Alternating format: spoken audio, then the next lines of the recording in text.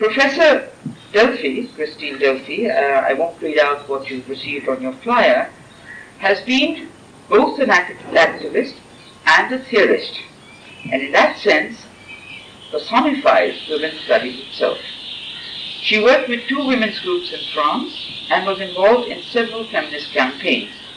As an academic, she worked at the National Centre for Scientific Research in Paris, and many would say, almost invented the term materialist feminist.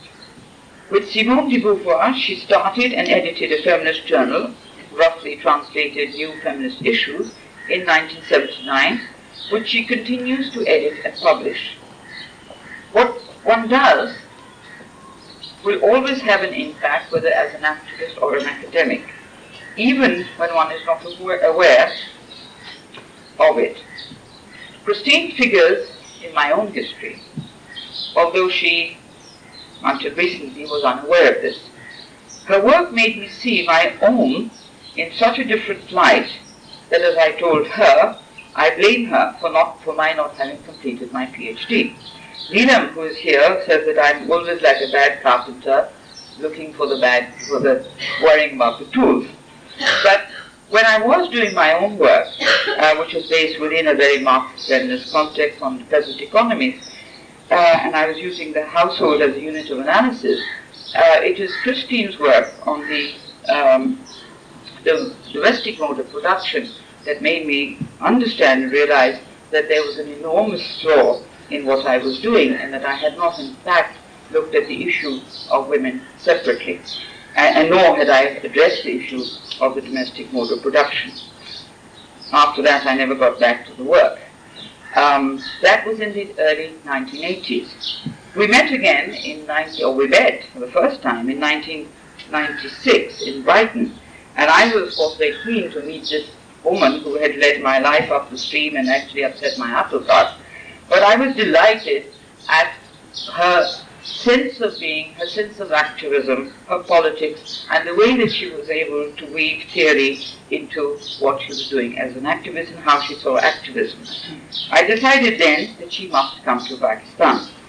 It remained somewhat of a dream until 1999, when I worked very consistently with the French embassy, with all its bureaucratic problems, to bring her here this year, and I'm therefore very proud to present Professor Christine Delphy.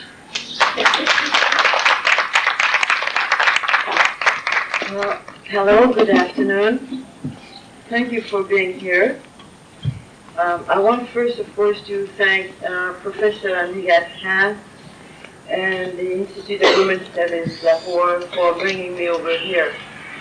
I never had the opportunity to come to Pakistan, and when Professor Khan called me... If you call me Professor once more, they'll start screaming. All right. Funny. She first called me and said that she would like to invite me. I was really overjoyed, because I think that feminism in non-Western countries is, well, maybe not more interesting, but certainly even more of a challenge than it is in the West. Even though in the West, and especially in my own country, it's quite a challenge, and it's not hill battle, and far from being won.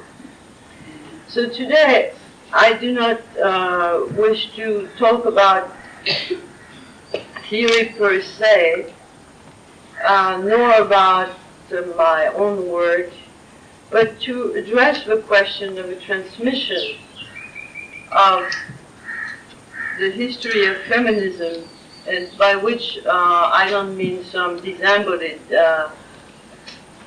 academic matter, but to transmit to our daughters, whether they be actual daughters or not, is that okay?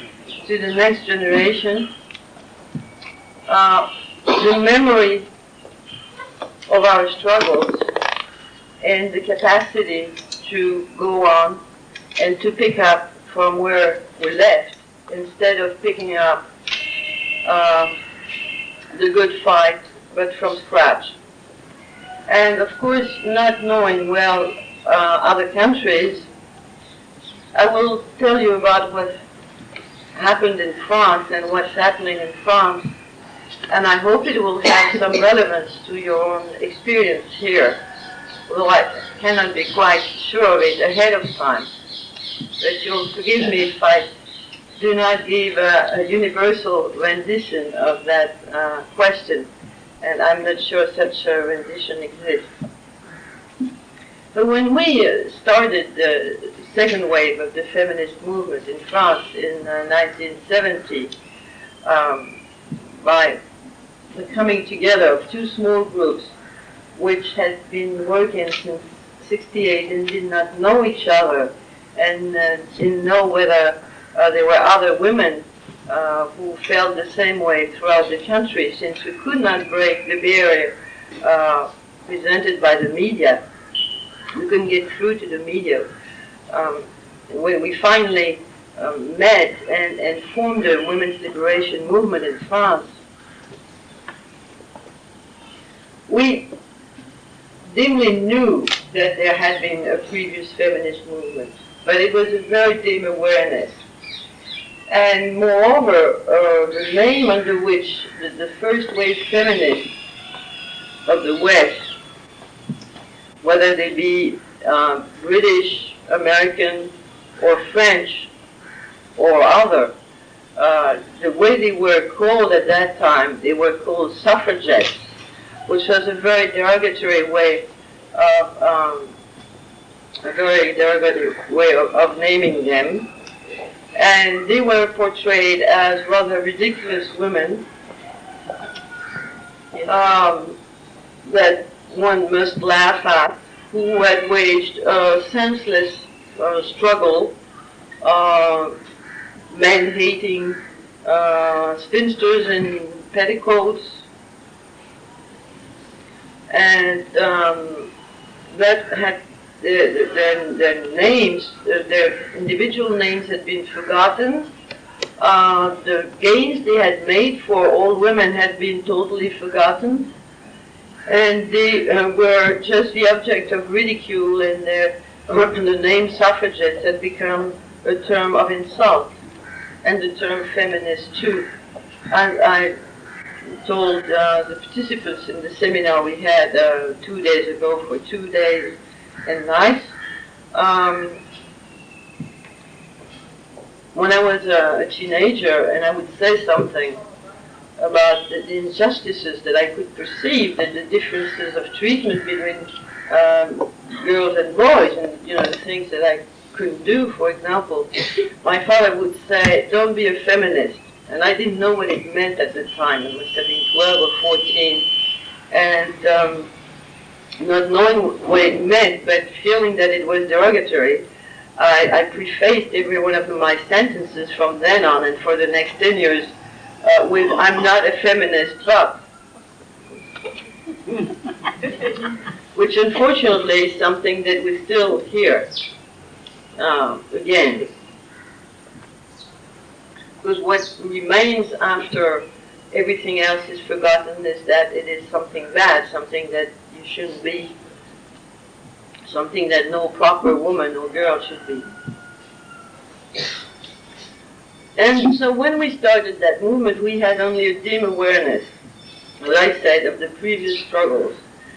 And it was so derogatory that some of us, and that was one of the first splits in the very beginning, this budding movement, that some of us were so intimidated by the insult part of that name that they didn't want to reclaim the term feminist.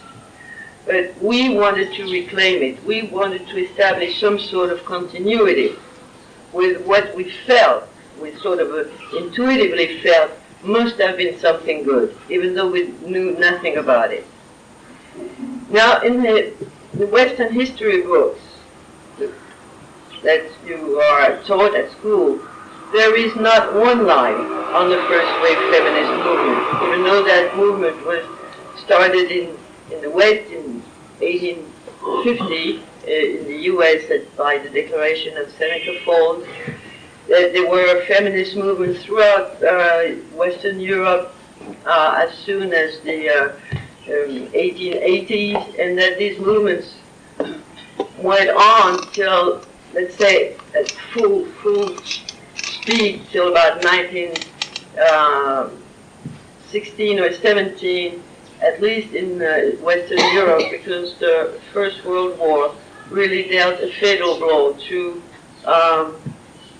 feminist movements, from which they did not completely recover, and to other progressive movements when all of Western Europe was at war and nationalist feeling took over and eradicated more or less all progressive movements as being usually anti-patriotic and for being internationalist, which they were.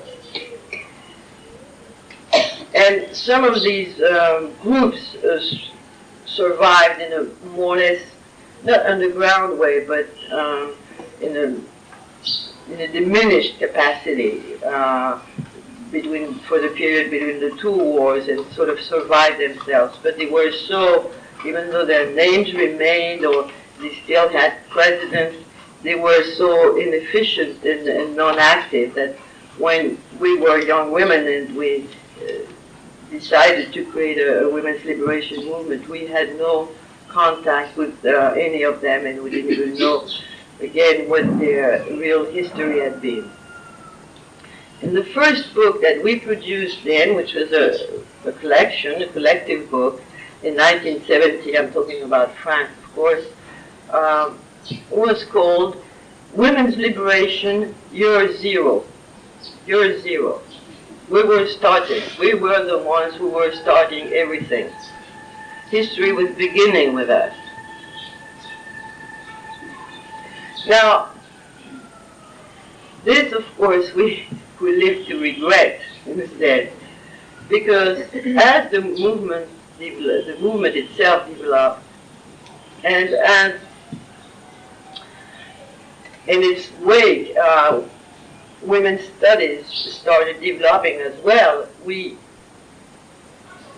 finally, little by little, reclaimed some of that history. Now there are lots of historians who are working on the first wave movement, and we are every day learning more about that first wave movement. And we are learning more about what it really was instead of the caricature that had stayed in the collective mind.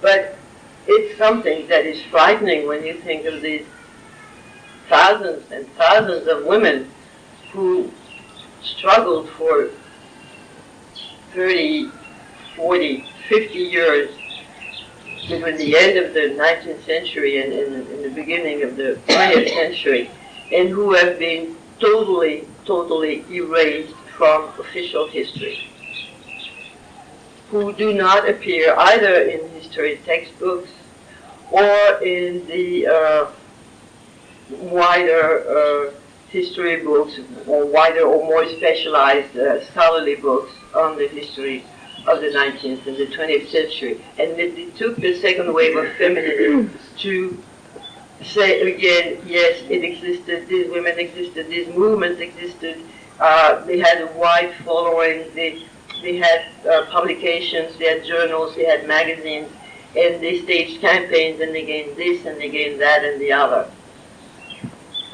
Whereas we don't read one line in our history books. We read about smaller, less interesting movements, social movements, that lasted for much lesser time, and we don't read at all about the feminist movement. The fate of women is seen as something that has nothing to do with struggle, has nothing to do with fight, has nothing to do with any conflict of interest. If we learn anything, we learn that women gained the vote in France very late. We were one of the latest countries to gain the vote. Our politicians didn't want us to have the votes, the conservatives, because they didn't want the family to be weakened by women expressing their own opinions, and the left because it believed that women were totally wrapped up in the church and would vote for the right. So it was not the time to give women the vote. It was never the time to give women the vote. There were always better things to do. But with the victory of the Allies after World War II, the provisory French government in North Africa, by an ordinance, gave women the vote, and I think personally that the Allies must have said to the French government in exile then that they just couldn't go on like that and give help to a country which was still denying women the vote when women had the vote in England and in the US, or had it for a long time. So in a sense, one could say that French women having the vote was a sort of offshoot of the French defeat at the hands of the German army in World War II. But that is, again, seen as some sort of evolution of society, which has nothing to do with anybody fighting for it, even though there had been 4 generations of women fighting for the vote in a relentless manner. And now that we have these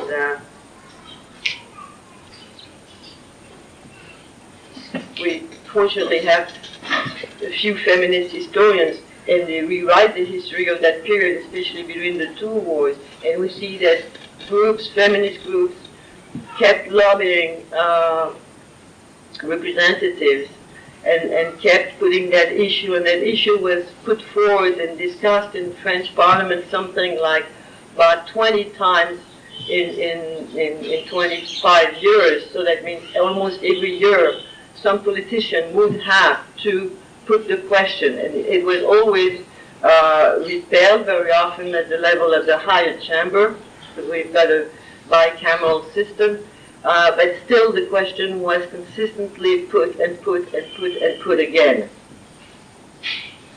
So it was not as if women didn't care about it, or as if the question was not a political question. It was a question which was constantly defeated, but it was constantly there. And it was constantly there because there were women's groups fighting for it.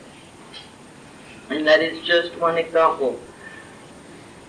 Now again, in the way that French history is written, it is as if women had acquired the vote a bit like, it's a bit like the drift of continents, the things that are just things that happen. Things that happen, and maybe they're due to happen now, or maybe and not later, or it's like maybe cherries ripening in June, or it's part of the natural cycle, and it is not really part of human agency. It's not really part of history.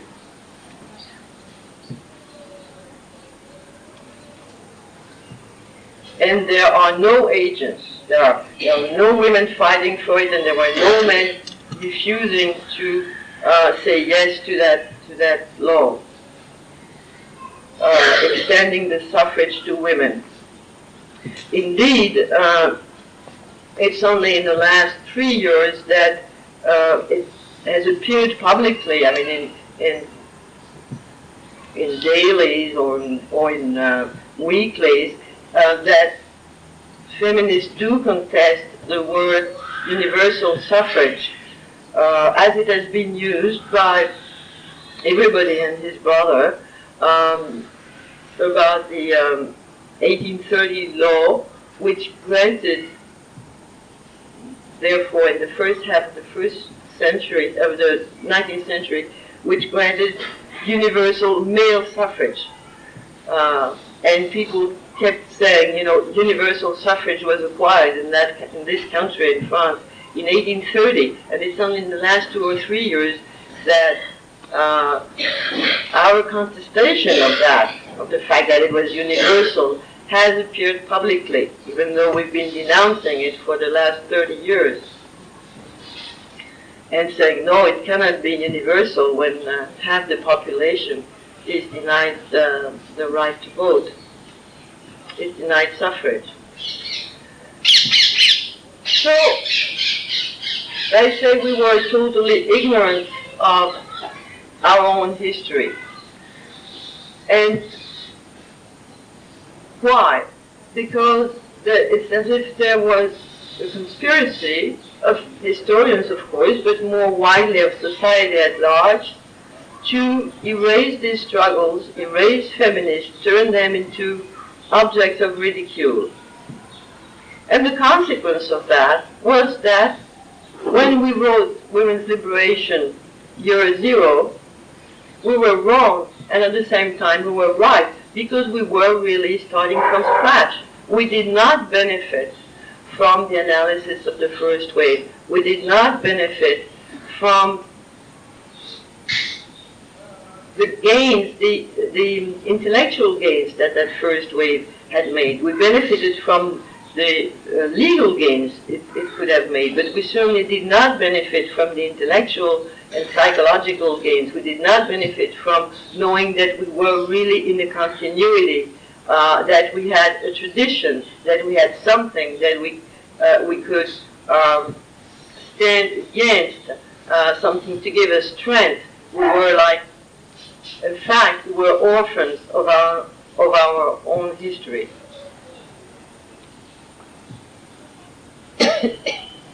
And it made it all the more difficult for us, because we had to start from scratch. We had to rediscover every issue. We had to rediscover the issue of abortion, which had been dealt with at the beginning of a century. Maybe not exactly in the same terms that we did, but it had been dealt with. There had been people asking for the right to abortion, the right to contraception between 1900 and World War I, at which point there was no more talk of abortion or contraception, because, of course, the country needed all the babies it could get, so that as to turn it into young men, so as to turn them into cannon fodder. But that issue had been dealt with before, and we didn't know it. The issue of domestic work had been dealt with. The issue of violence against women had been dealt with. On all these issues that we then raised year after year after year, and not all at the same time, there were writings, there had been campaigns, there were things that we could have used and which we didn't even know existed. And it has taken us 30 years to learn a bit about that period, and still, I'm sure there are lots and lots of things that we don't know, that we have not yet retrieved from that silencing of history that has happened, from that eradication, from that erasure from history that has happened at the hands of patriarchy. So I think what we can learn from that, is, of course, that it makes a movement of rebellion, because this is what feminism is, against oppression, all that much more difficult. But what we can learn from it also is that we cannot expect that the forces that want to keep women down are going to be at any moment of the fight fair.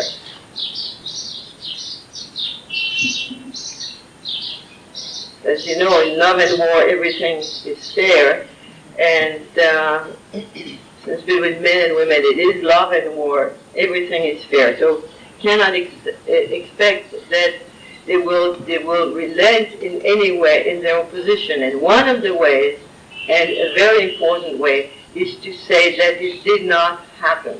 as to say that feminists did not exist.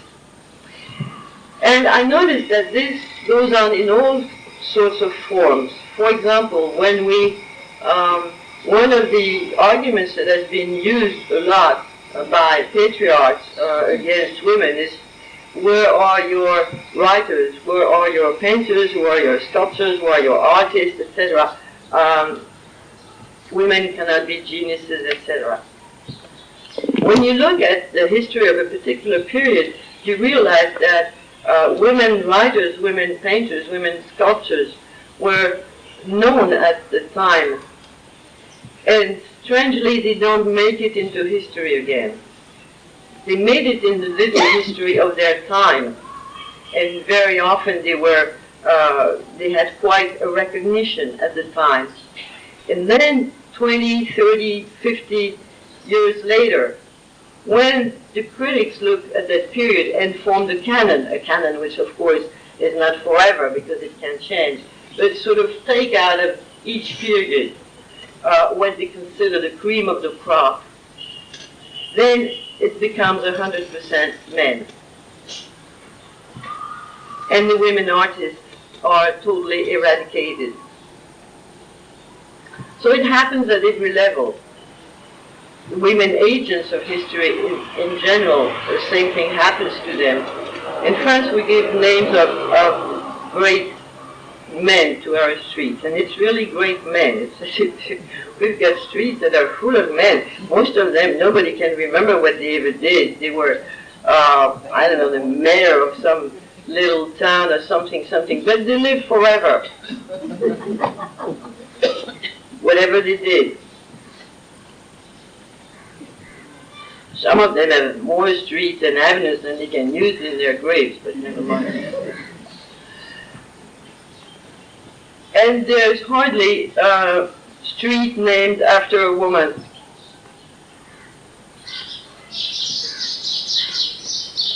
Can't remember which women have survived that. I think there are some streets that are named after Joan of Arc, which is not very dangerous because she died more than 600 years ago.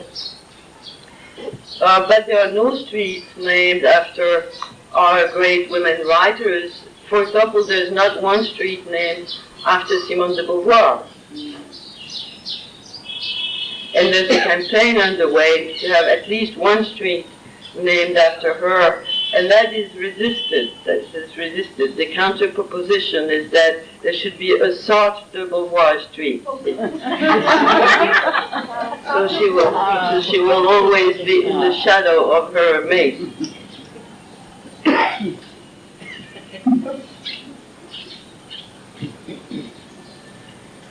Now,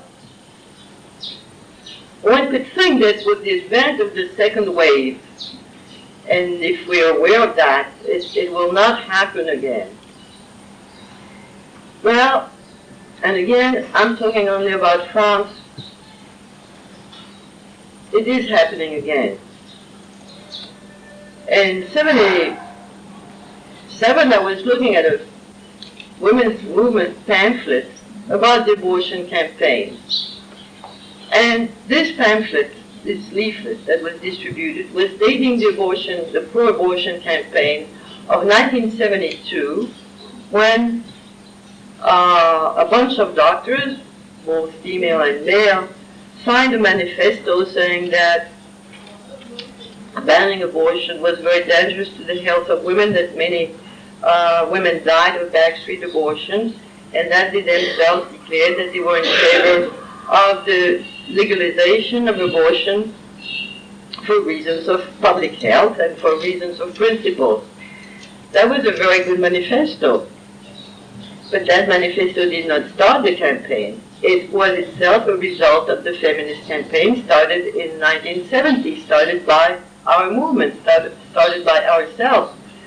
And what was not mentioned was the more important manifesto signed by 343 women, which said very simply, in 1970, there are 1 million women abort every year in France, in an unlawful and dangerous way, I am one of them, and I declare that I have aborted. Now that manifesto was not only daring and courageous, it was actually endangering the women who signed it. Abortion being illegal, to say that you had aborted meant that you were opening yourself to a lawsuit, and which did not happen because we took the precaution of having many well-known women sign that manifesto, and it would have been embarrassing for the state to file suits against these women, very well-known actresses, for example. However, this is the action which really started the pro-abortion campaign, and which then in turn started the mobilization, which involved doctors into not only providing illegal abortions, but providing them for political reasons and not for money as they used to, and which prompted some of them to sign their own manifesto in '72. Now, 5 years later, in 1977, a feminist leaflet had forgotten about our presence, the women-only movement presence, the women-only actions that had started the campaign, and it dated the campaign from the Doctors' Manifesto. That means we were being erased again from our own history after only 7 years, which is a very short time, by young women whom we probably were meeting, seeing in meetings, who were not much younger than we were. It was not as if we'd been dead a long time, although sometimes the way that young women speak about feminism, I feel that I should be dead a long time.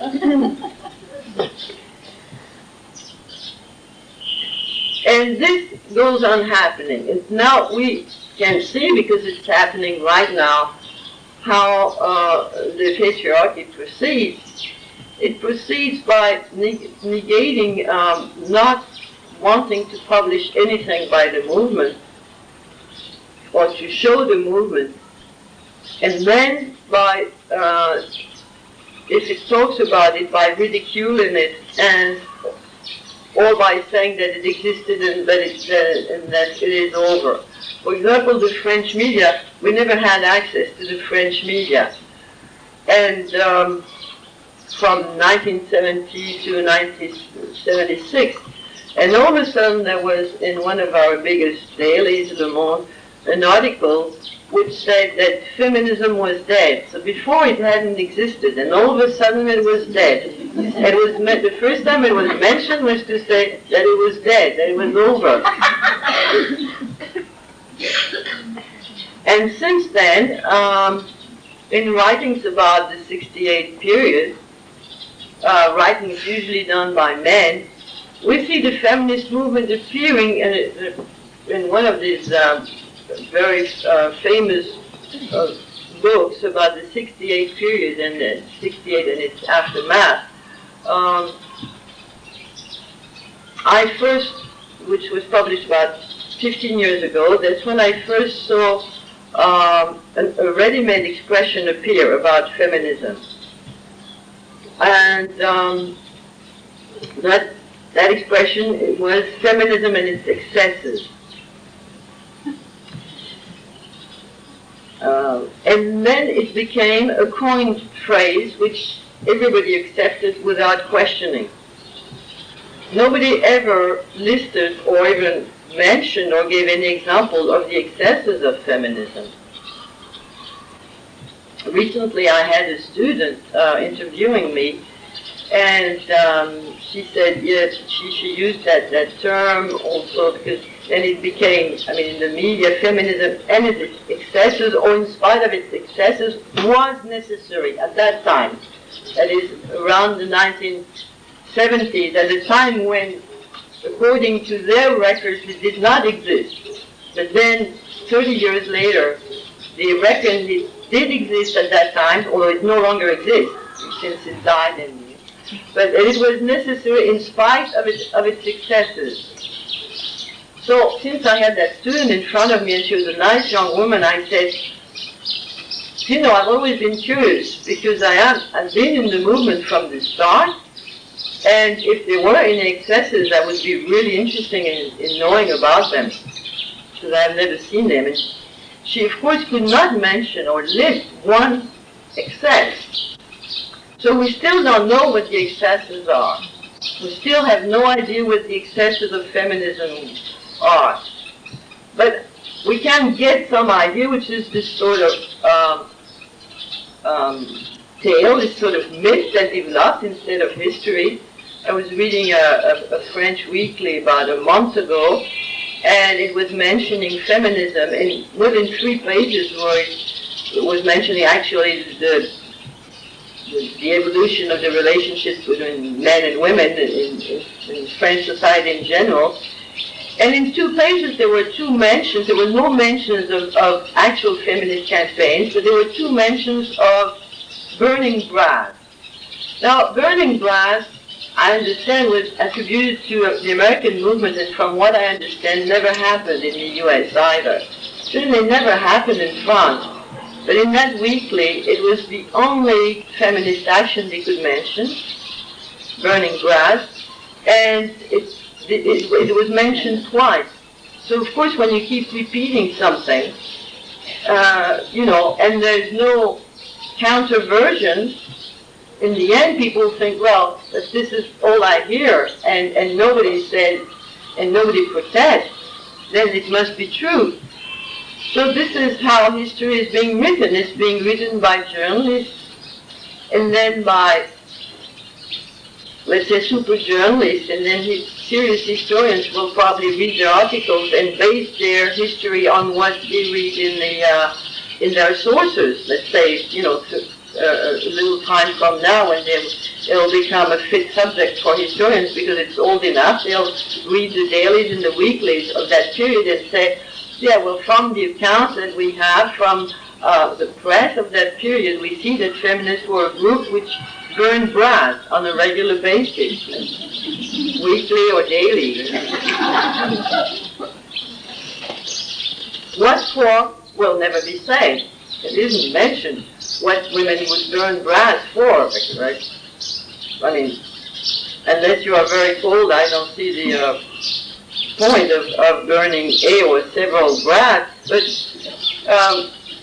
this is what is happening, and this is what is being said. Mind you, not about people who've been again dead a long time, but about people like me who may not be in very good health, but still go on living.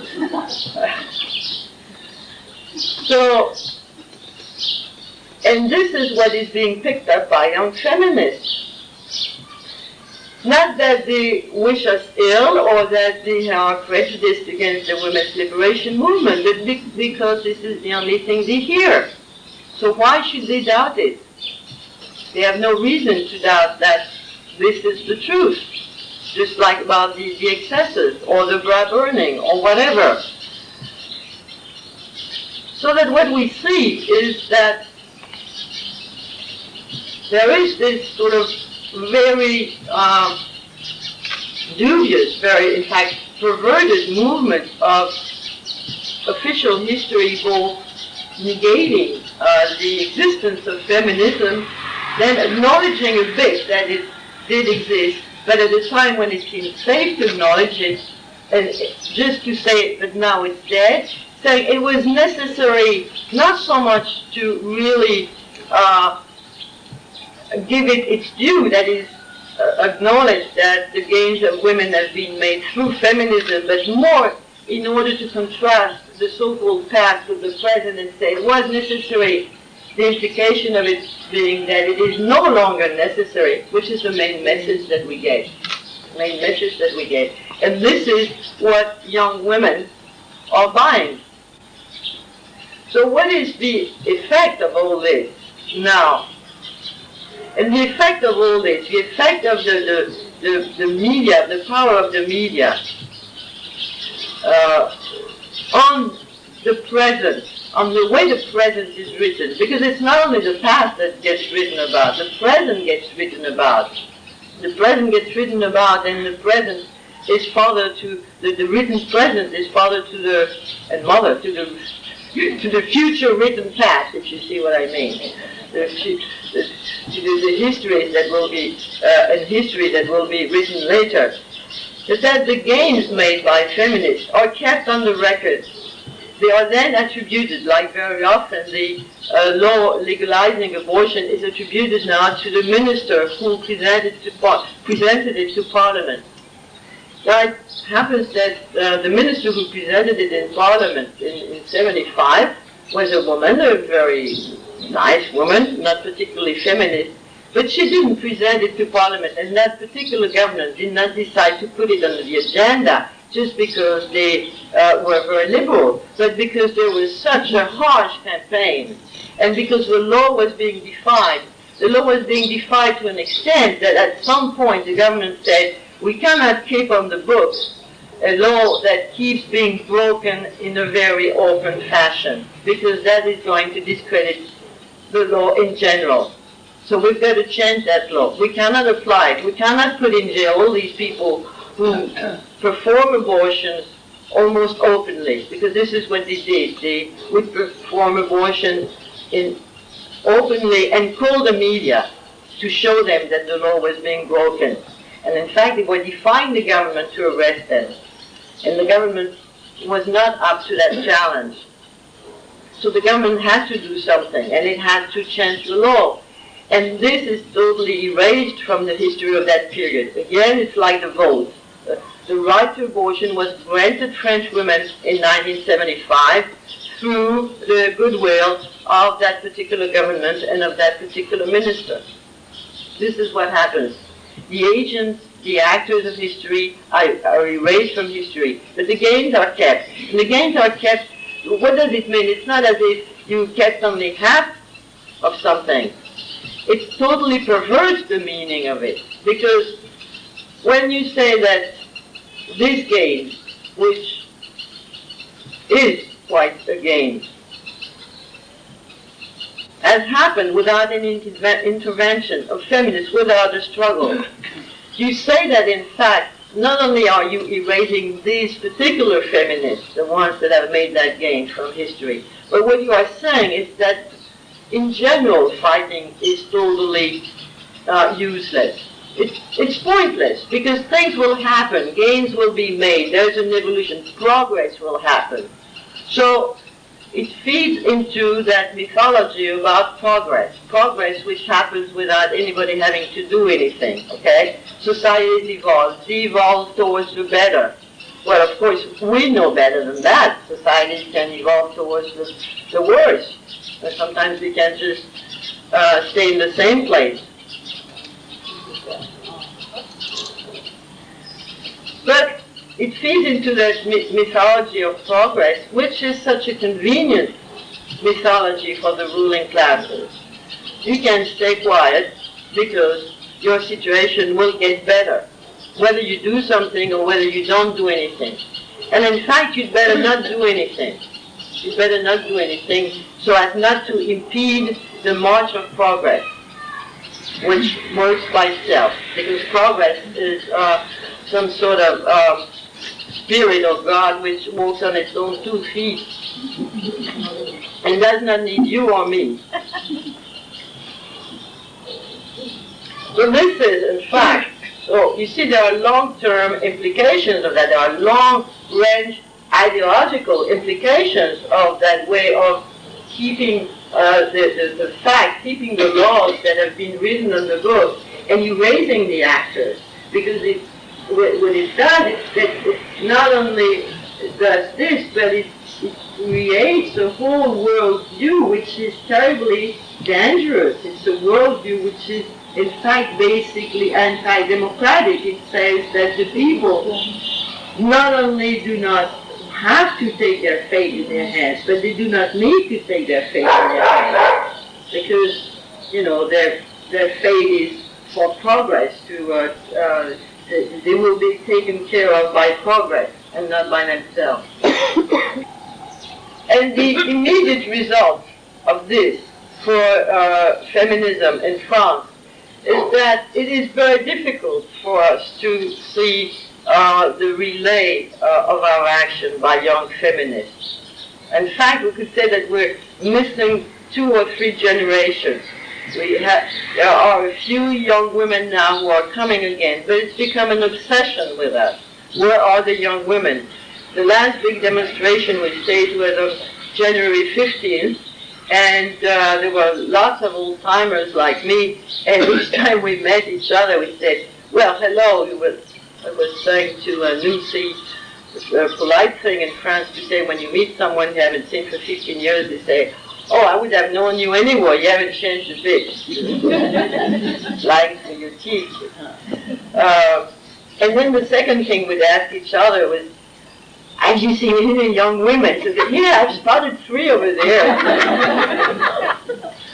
And actually, not only did we see some young women, we also saw some young men, and that was very heartening. But at the same time, they're not the majority of young women. And what do the majority of young women have to say now, and have had to say for the past 15 years? For example, and again, I'll stick to that example because I don't want to introduce too many issues. It so happens that the legalization of abortion in France has never stopped being under attack, because people who did not want it at the time still don't want it, and are still fighting against it, and are fighting in a very harsh manner, trying to chaining themselves to beds in abortion clinics, and chanting and praying in front of the poor young women who come to have an abortion, desterilizing the surgical instruments, insulting the nurses and doctors, etc. They haven't gone to the lengths that we have known in the US, where they have actually killed doctors and nurses. But it's just as destabilizing.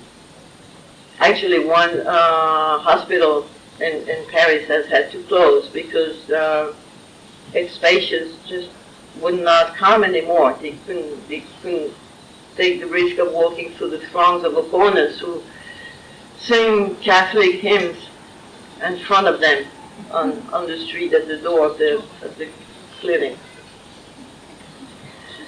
and who try to shame them and call them murderer, etc., etc. So this law is under constant attack, and this attack will not relent. They will not relent. This is an ongoing struggle. It's not going to get better in the sense that we're going to get a consensus. We're not going to get a consensus on that. The opponents are there, and they're here to stay.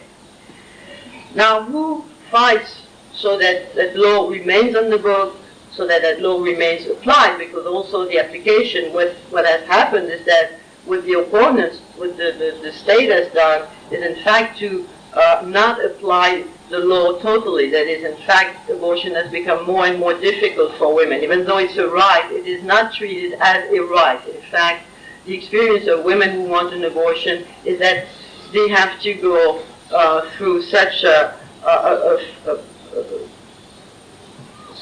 route, such a difficult route with expertise and counter-expertise and waiting and this and that and the other, that they feel that they're asking a favor instead of asking for something which normally in the law is a surgical operation as any other.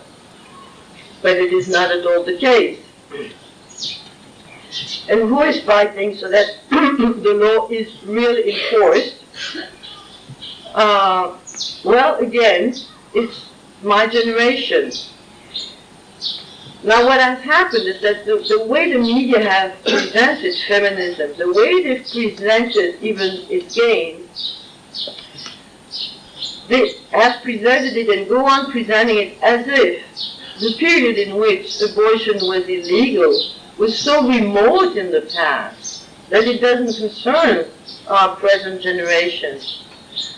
They talk about it as if it were undated. Maybe something that you have to use the carbon-14 to date, because it happened in the prehistoric old times, When you tell young women it's not that old and they were probably born at that time because it was passed in 75, they open very wide eyes. They just can't believe it. They cannot believe it. To them, it's something that has always been there, has always existed.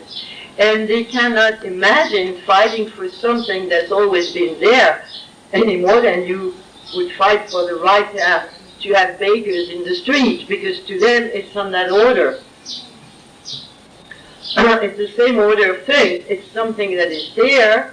They don't know that we've had to fight for it. They don't know that it's recent, and they don't even know that there are opponents to it who are waging a fight so as to take it off the book. So they don't fight for it. They don't fight for it, and it will be taken away from them. And it's not the only thing that will be taken away from them. Because already we see a regression of women's situation in France. Again, this is not the topic of my talk now, and I cannot begin to draw a painting of women's situation in France. But it hasn't gone better. It hasn't become better. In fact, over the last 10 years, it has worsened, especially in the areas of employment, and therefore of income and resources.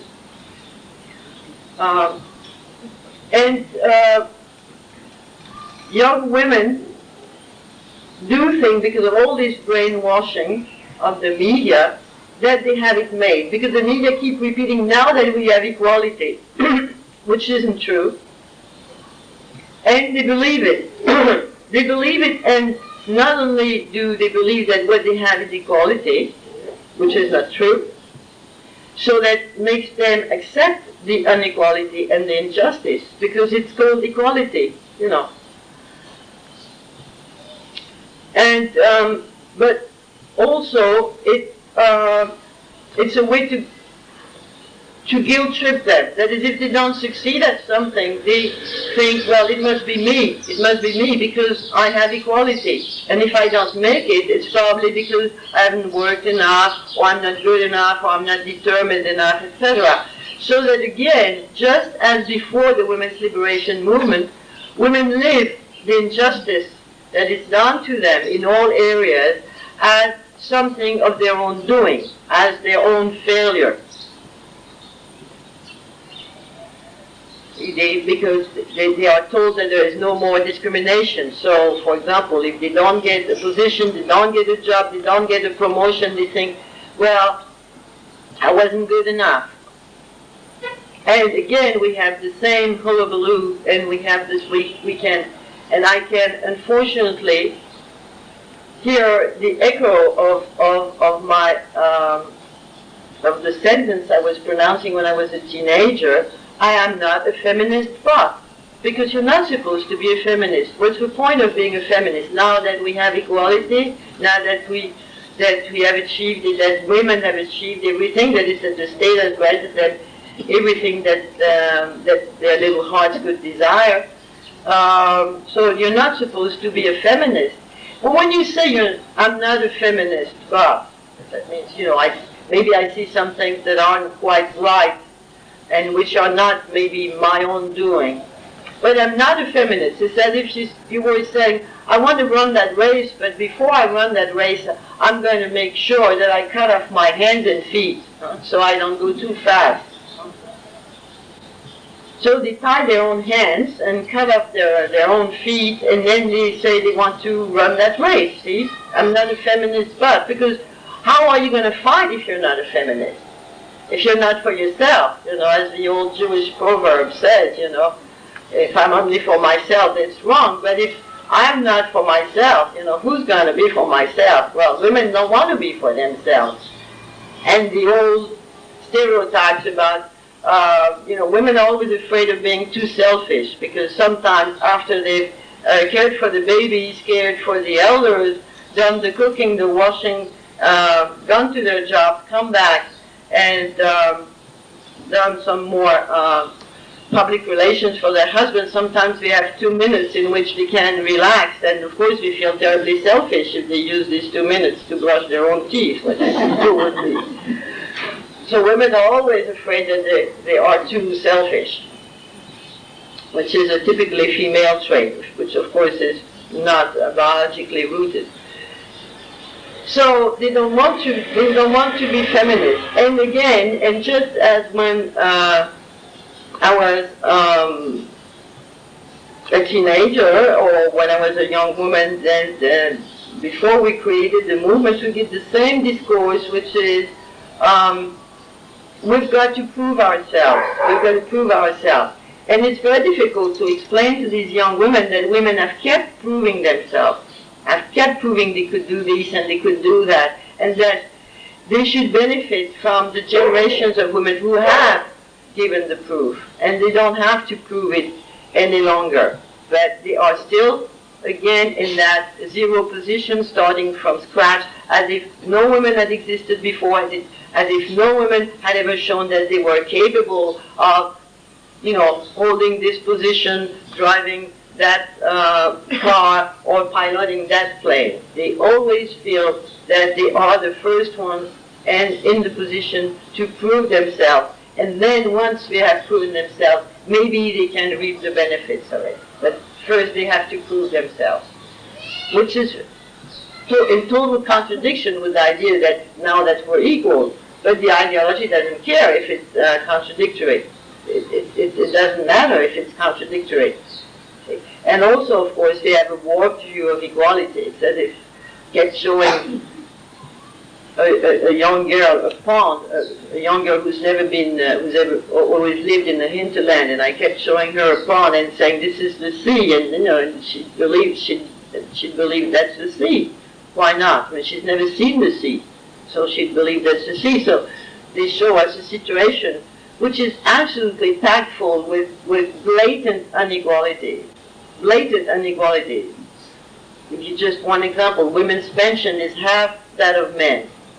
That's blatant. You go to you look at the restaurants in Paris at lunch, and the restaurants that are not cafeterias, and whom do you see there? Only men. Women working in the offices cannot afford to go to these restaurants. But these, if you told this is the sea, or rather if you told this is equality, then you think inequality is equality. And this is all you can attain. This is the best you can get, since this is equality. What more? What more can you expect? What more can you demand? This is equality. That means you won't go any further. You've got to make do with this. And not only you've got to make do with it, but you cannot ask for anything more. And you, therefore, are supposed to go on in life pretending that you don't see that you're much poorer than men, that you're much poorer than your husband, that you do much more. Because this is all equality, and the rest is probably normal. So this is what the media, with the press, with the organized patriarchy, in its history-making capacity, has been doing to women and has been doing to our own movement. And what it shows also is that even though we've been living side to side with these new generations, and we've been writing our own things, and writing our own pamphlets, and writing our own books, and going to these meetings, we have not been able to transmit that history, to transmit that sense of indignation, to transmit that anger. We have not been able to tell them the truth so that they could use it. There is something very disheartening in thinking that even though we are still there, and we can, well, at least in theory, we can talk with them, we have not been able to transmit to them how things were really done, and to give them the tools, to give them our intellectual gains, to give them all the things that we have learned from our fighting. it's as if that these new generations were, again, totally naked and were starting as orphans, if they start. But if some of them, as I hope will, and some of them do, start again a few years from now, they will be in the same situation that we were in 1968 and 1970. They will have to reinvent the wheel. They will have to reinvent everything, almost from scratch, because we don't seem to be able to manage to pass on our experience, to transmit our own history, the reality of our history. That is, there are two competing views of history, and theirs is winning, hands down. There is no doubt about it. And that is terrible. So I'm going to end on that optimistic note, which is, I think that fighting is, of course, the foremost thing. But one must remember that history itself, the writing of history, the making of history, is a stake, an important stake, because it's one of the most important stakes for the future. And this our enemies are guarding severely, the history. And we must invest that, because this is a battleground, and it's an important battleground. It's the most important battleground. Because if we do not invest that battleground, and if we do not win that battle of history, that means that the future generations and the future of feminism will be defeated. Thank you very much.